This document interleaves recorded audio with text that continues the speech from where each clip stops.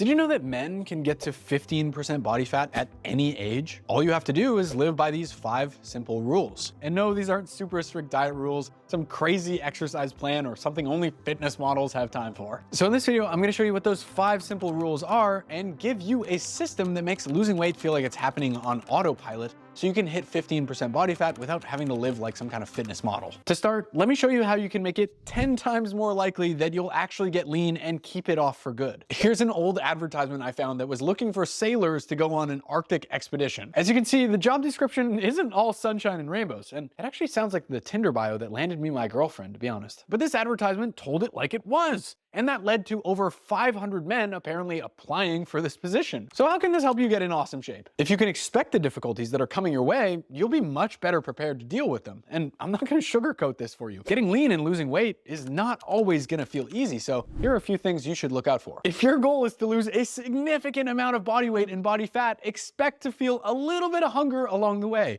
You can use every strategy you want to mitigate those hunger signals, like avoiding liquid calories, avoiding distractions while you eat, eating slowly, eating lots of fruits and vegetables and lean proteins, and even spacing out the calories to the points in the day where you're most hungry. But still, at a certain point, your body is gonna start telling you that it's time for some more food. So don't freak out. That's totally normal, and it's all part of the process. Nobody's paying you to look good shirtless. I don't even get paid to look good shirtless. So if you have other priorities in life, there's inevitably gonna be a period of time where you experience some setbacks. I mean, here's a post from Martin in our group fat loss program. He shares that he went over his calories a few times, he missed some workouts, and he wasn't perfect, but he just got right back on track when he realized he was slipping, and he's still down about 10 pounds in the last 2 months. Another unexpected challenge most guys face when they start approaching 15% body fat is they find they actually start looking worse before they start looking any better. As body fat comes off, you start revealing what's underneath. And for some of you, you might realize that there really wasn't all that much muscle underneath to begin with. And that might make you feel uncomfortable as you start looking a little bit smaller. But just remember, fat loss is a temporary pit stop on your way to your goal physique. You can always build more muscle later. And on top of that,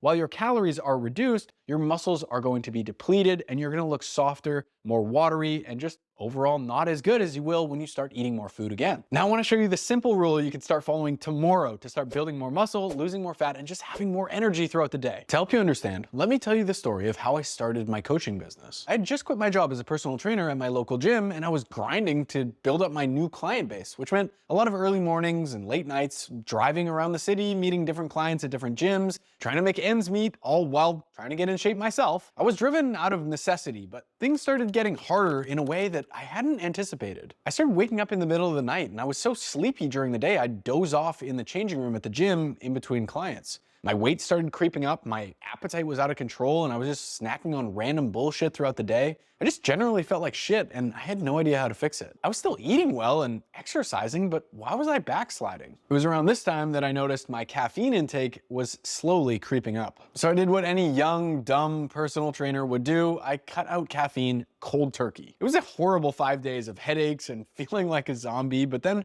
I just started to feel normal afterwards. I expected to have all this crazy energy and be superhuman, but it was just kind of nothing special. But that unlocked a lot of issues with my sleep. I started falling asleep faster and sleeping through the night once again, which allowed me to have more energy for my workouts so I could start making progress again. I was less impulsive with my eating habits, more productive throughout the day, and that just overall helped me lose the weight that I'd gained. I eventually brought coffee back in moderation this time, and I haven't gone crazy with my caffeine since. But what does this mean for you? Well, if your goal is to hit 15% body fat, you're gonna have a much harder time getting there without high quality sleep. The research shows us time and time again that when you restrict your sleep, it leads you to build less muscle, hold on to more body fat, and make worse overall choices with your food. Like this meta-analysis where they found sleep-deprived people more likely to gain weight, feel hungrier, and engage in late night snacking. And new research is showing us that caffeine stays in your system a lot longer than we originally thought it did. This 2023 study showed that a single cup of coffee had within 9 hours of your bedtime was enough to meaningfully have a negative impact on your sleep. And higher caffeine intakes like pre-workout supplements and energy drinks could negatively impact your sleep as far as 13 hours away from bedtime. In general, the more caffeine you consume and the closer it is to your bedtime, the more your sleep will suffer. So it's best to avoid caffeine something like 12 hours before bedtime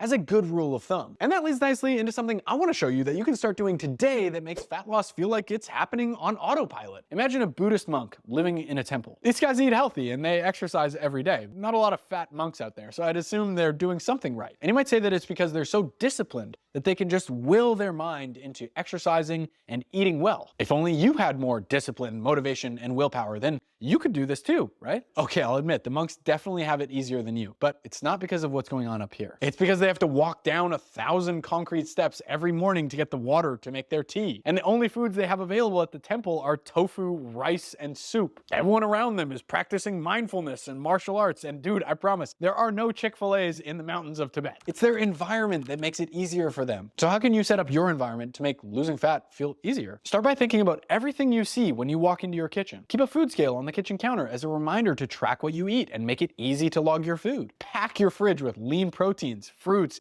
veggies, and starches that keep you full. Just get rid of shit that you don't want to be eating or you struggle with overeating. Get yourself a pair of workout clothes, running shoes, and headphones. Pack your gym bag and leave it by the door so it's ready to go when you are. And if you can't find a gym buddy or a coach to help hold you accountable, just join our next group fat loss program. It's called 6 Week Shred, and I left all the details on how you can join in the description box. Now, this next part of my system will help you stop wasting time on shit that just doesn't matter at all when it comes to lowering your body fat percentage long term. I want you to imagine a bullseye. Everything you could possibly try and do to get yourself in shape lands somewhere on this bullseye. The closer to the center, the more effective the tasks become. So the stuff in the center drives your progress 10 or even 100 times faster than everything on the outside. The problem with getting in shape is that you don't have unlimited darts to throw at this bullseye. If you have other commitments in life, like your job, your family, or other non-fitness hobbies, there's only so much time per week that you can actually commit to getting in shape. On top of that, if you throw a bunch of darts or spend a bunch of time trying to get in shape, but they're all hitting the outer ring,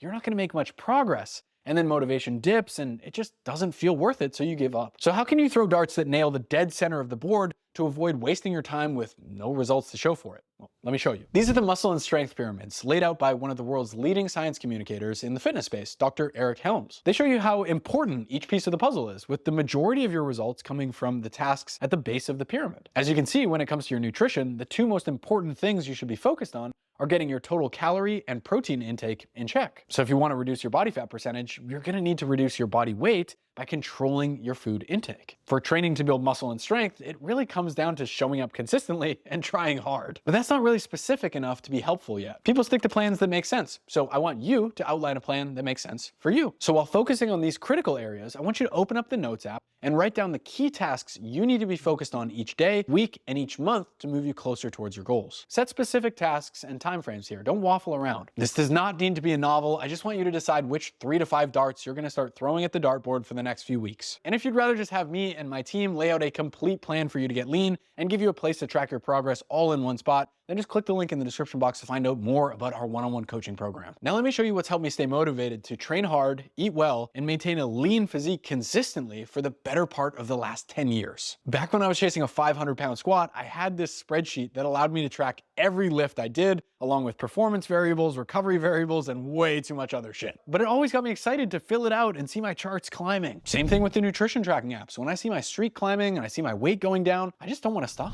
And as you've all seen over the past few years of me documenting my physique progress on this channel, how fucking amazing do you think it feels for me to look back at progress photos like this? And it hasn't always been smooth sailing throughout the process, but collecting all my data along the way has helped me troubleshoot when things weren't working or just stay the course when I could see that they clearly were. So here's how you can use data to help you lose fat and maybe even see your abs if that's what you want. You will be way more likely to stick to your plan if there's a way you can tick a box after doing the task you need to do. You'll also be way more bought in and excited to actually stick to the plan if you can see that you're losing weight, getting leaner, and losing inches. So start measuring your waistline right around the belly button every week and keep track of it in a spreadsheet. And same thing with your body weight. Start stepping on the scale first thing in the morning every day, no food, no water, nude, after using the bathroom, and throw that in your spreadsheet too. Taking progress photos once a month can be a huge motivator too once you recognize that you're making substantial visual progress. And the easy way to do this is to just set up your phone, selfie style, video mode in the bathroom, and just take a video of yourself standing facing the camera, to the side, to the back, and then you can just go scrub through the video and take 3 screenshots, one of each position. Now, even though you know how to track your progress and get your body fat moving in the right direction, there's no point in laying out this whole plan if you're gonna waste your time in the gym. So watch this video next where I'll show you how to get the best results possible from your workouts if you have a limited amount of time to spend.